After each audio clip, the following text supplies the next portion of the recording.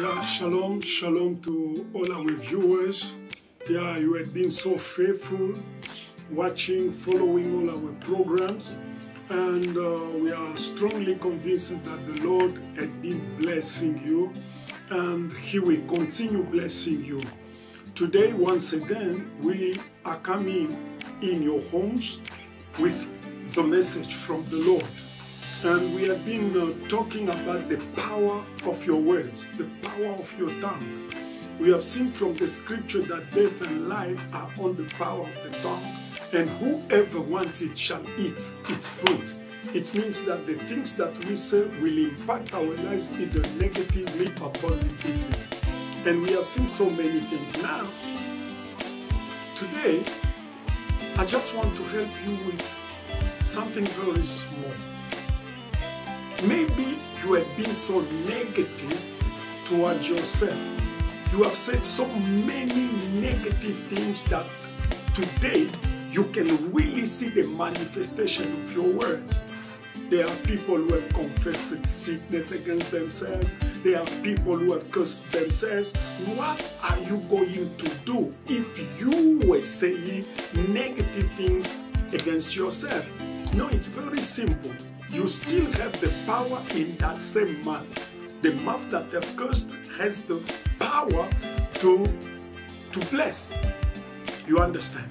Now, the first thing that you do is for you to cancel all the negative words that you have said against yourself.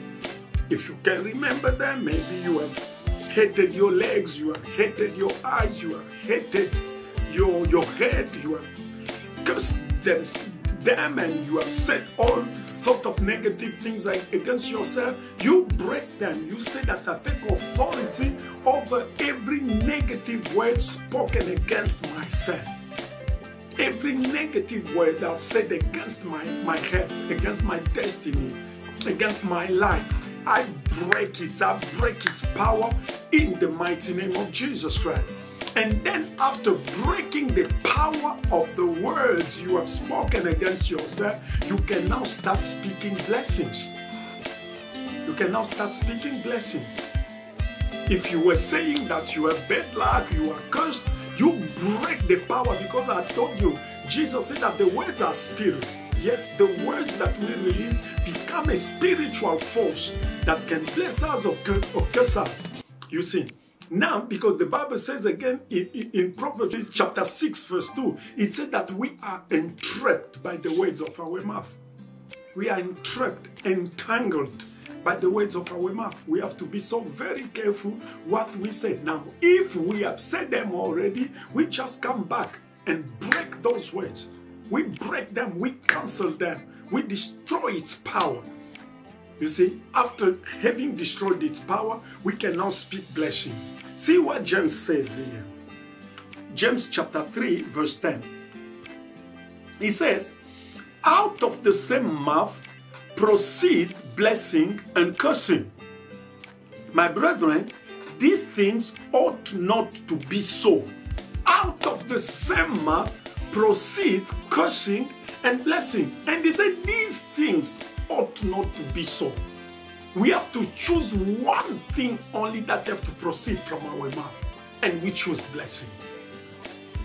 It means the mouth can release everything. It can release cursing, it can release blessings. Now, James said it ought not to be so. It means we cannot have sweet water and bitter water from the same stream. That is what he says in verse 11. It cannot come from the same stream. We choose. Jesus said, from the abundance of the heart, the mouth speaks. And he said that the evil man gets evil things from the treasure of his heart. You see, when you speak evil, it means your heart is filled with evil. And now you are only taking from the deposit that has been there. If in your heart you have good things, your mouth also will speak good things. You see, you break, you cancel the evil that you have said against yourself and start now replacing all those negative words with blessings. I am blessed, I am healthy, I am successful. Oh yes, I am favored. I am the light of this world. I am the salt of the earth. You bless yourself, and you have to do that continuously. Do that daily. Don't get tired. Don't let the circumstance around push you to say the things that you see. No, say what you want to see. Keep on saying it. Keep on saying it. It will become flesh. The more you say it, the more it becomes your reality. The more you practice saying good about yourself, it will become part of you. You will not force yourself anymore. It will become even impossible for you to say the wrong thing. The Bible said the inhabitant of that city will never say, I am sick. Yeah, that's why even when your body is aching, you still say, I am well, because by his stripes I've been healed. I am healthy and strong, 100% healthy. You see, when you learn how to start talking like this, you talk like Abraham, who was going to sacrifice his son, yet said that the Lord shall provide. You see, because he knew that there was power in his mouth, that once he goes astray with his mouth, he will lose everything. Amen. Yeah. I want to show you what are the things that you should be saying. As I said, you have to start speaking blessing. Speak blessing. You want yourself blessed? Yes, everybody wants himself blessed. Start speaking blessing. Call yourself blessed. Even when you don't have anything, call yourself blessed.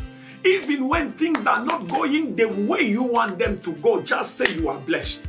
Keep on saying you are blessed. Insist that you are blessed. Continue saying you are blessed. It will become your reality. It will become your reality.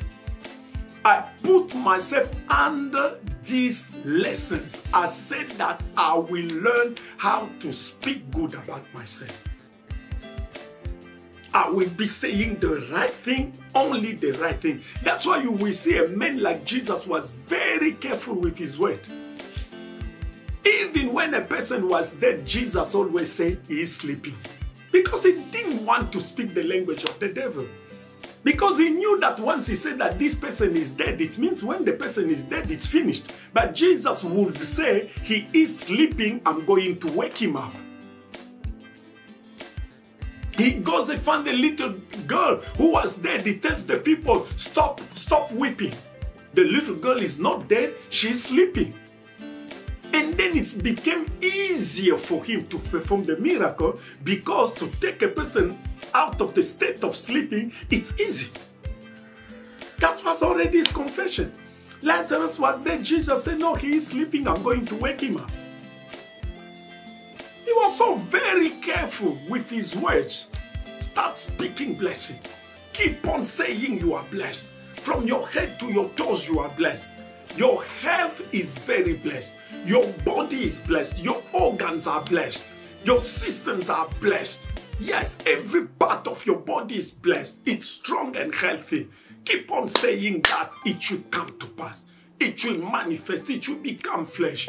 God is the one who said that if we can just take control of our tongue, we can control our entire life. We can be in charge of our entire life. Then if sickness strikes, I can still use my mouth and get myself out of that sickness. If trouble comes, I can still use my mouth and get myself out of that trouble. Brother and sister, the Bible shows us again another secret in the book of Romans chapter 4, verse 17. I'm showing you mysteries that once you use them, you will see how your life will change. Verse 17, Romans chapter 4.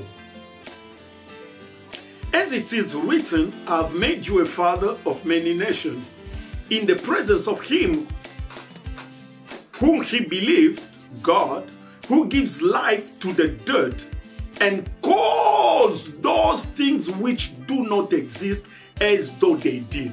Listen, God himself is teaching us a powerful lesson. God calls those things that do not exist as though they were. The thing is not yet into existence, but God calls it as if it's already there.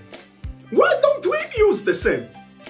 The Bible says in Ephesians chapter 5 verse 1, it says, be imitators of God.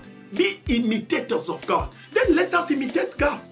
He calls those things that do not exist as though they were. Wake up every morning, start calling your money. Start calling customers in your business.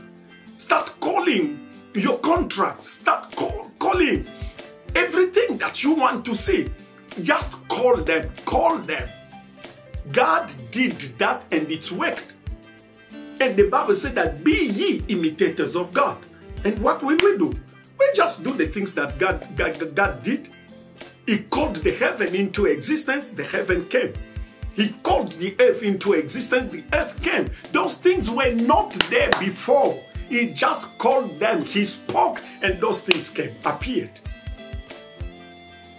You see? And we are the offspring of God. We are the offspring of God. It means we can also speak and see those things come to pass. That's why we see the first test that God gave Adam when he was created. He brought all the animals in front of Adam so that he may see how we will call them. And the Bible said, any name that Adam gave to any animal, that was its name. God didn't change it. God didn't argue about it. He says that you are an elephant and then you remain an elephant. He wanted to see that this man also can talk like me. And Adam spoke like God. He got the answers. Brother and sister, start calling those things that do not exist as though they are. Start calling your marks. Start calling your marriage. Start calling your children. Start calling your job. Start calling your money. Start calling your business. Every morning when you wake up, thank God and start calling those things. Start calling your day. What are the things that you are expecting in that day? Call them into existence. You are into business. You cannot be a failure. You cannot be confessing like others are confessing that no, these days business is just dead. No. The Bible said, do not be conformed to this world, but be transformed by the renewing of your mind. You see? And once we are renewed, we don't speak as the world speaks. No, we don't. We don't. We have the mind of Christ. We speak the way Jesus Christ spoke. We are imitators of God. Start calling those things. Call that house. Call it. Call it, it will come. Call that car that you want. Call it, it will come. Call all those equipment that you want. They will come. They will come. The more you verbalize it, I'm telling you, it will go to the people who are supposed to bring those items to you, and they will come and bring them. Hallelujah. May the Lord God that we serve bless you as you are going to practice this in Jesus' name.